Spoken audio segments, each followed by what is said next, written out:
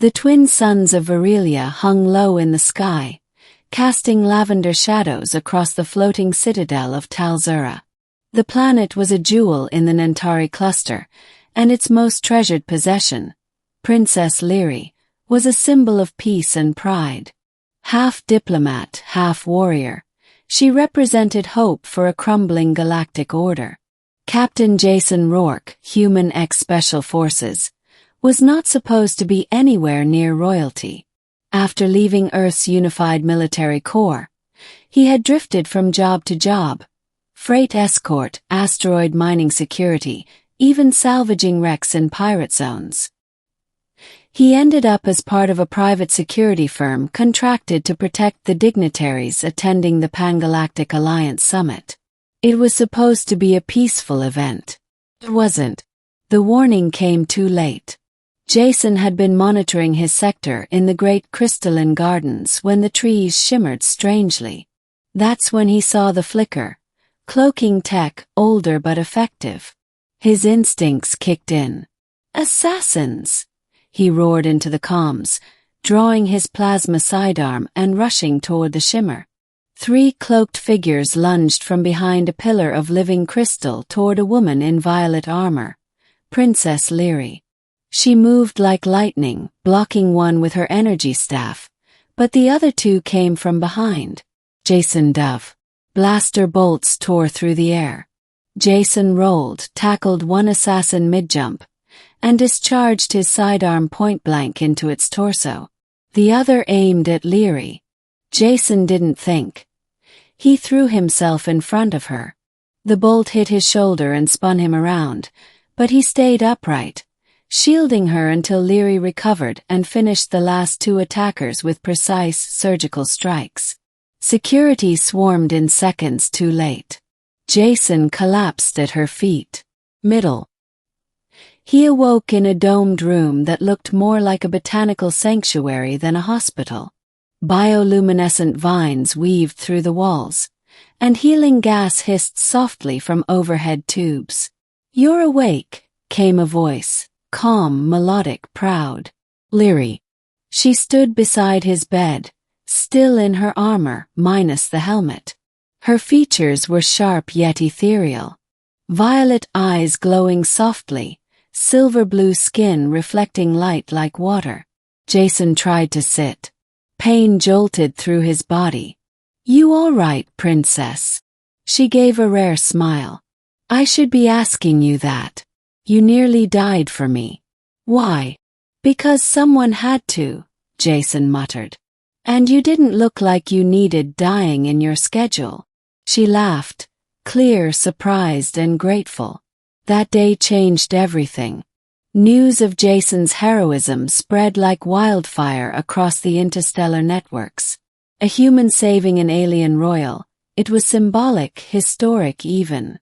Earth's shaky reputation among the older, more advanced races suddenly had a champion. Days later, Jason, arm in a Regan cast, was summoned to the throne hall of Verelia. The hall defied logic, suspended in orbit within a transparent dome, overlooking the gas giant Koroth. The stars were visible from every direction. King Zarian, tall and draped in regal biometallic robes, looked down upon Jason with both awe and solemnity.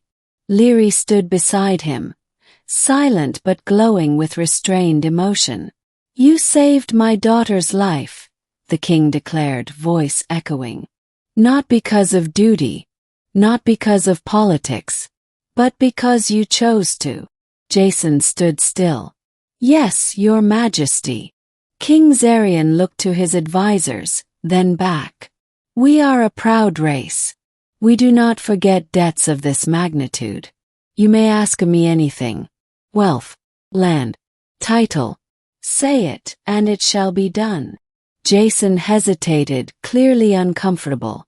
"Honestly, I didn't do it for reward.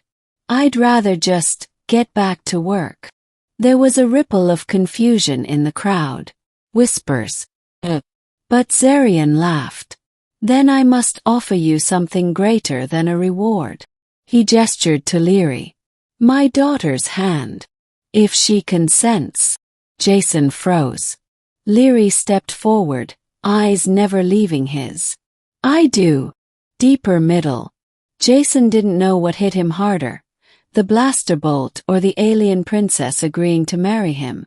Over the next few weeks, he remained on Varelia, not as a prisoner but as an honored guest. Lirae spent every moment she could spare with him, walking through the crystal gardens, sparring in the gravity chambers, discussing philosophy, war, music, even humor. He learned that she wasn't just a princess. She was a tactician, a poet, a fighter. She had led negotiations that prevented planetary wars and personally led troops to end slave raids on the outer moons. She learned that Jason had lost his entire unit in the Battle of Erebos Drift and carried the guilt like a scar under his skin. That his gallows humor was a shield. That Earth, for all its noise, had raised someone who would give everything for a stranger. Their bond grew, beyond respect, beyond gratitude. Something ancient and universal bloomed between them. But not everyone celebrated the news. The Varelian High Council erupted in protest. An alien, a human, not only beneath royalty, but genetically incompatible, at least traditionally. An insult to bloodlines, one elder hissed. Jason offered to leave. I won't cause a civil war over this. But Lirae stood firm in the council chamber. Then let the war begin. 'Cause I will not marry anyone else. I choose the one who shielded me with his own flesh. King Zarian silenced the room. I see now what makes this union powerful. Love, not politics, binds them. And that is something this fractured galaxy desperately needs. Climax. Still, peace would not come easy. During the joining ceremony, held aboard the Unity Spire station, a rogue fleet of pure-blood loyalists, militant Varelians who saw the Union as heresy, attacked.